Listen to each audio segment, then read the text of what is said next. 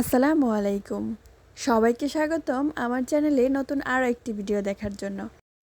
আমার আজকের ভিডিওতে আপনাদের জন্য থাকছে পাইনাপেল জুস বা আনারসের শরবত।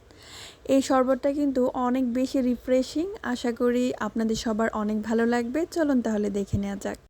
প্রথমে আমি ব্লেন্ডার জার নিয়ে নিলাম, এর মধ্যে দিয়ে দেবো আনারসের কিউব। এখানে আমি অর্ধেকটা আনারস কিউব করে কেটে নিয়েছি ব্লেন্ড করার সুবিধার্থে।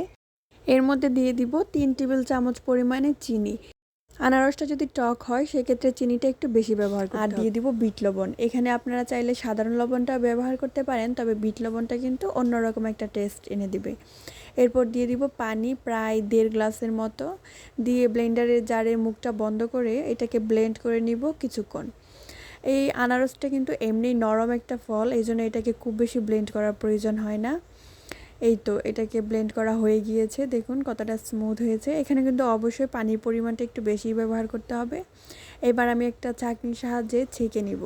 ছেঁকে নিলে কিন্তু জুসটা খেতে অনেক বেশি ভালো লাগে। এবার আমি পরিবেশন করে নিব। আমার জুসটা একদম রেডি।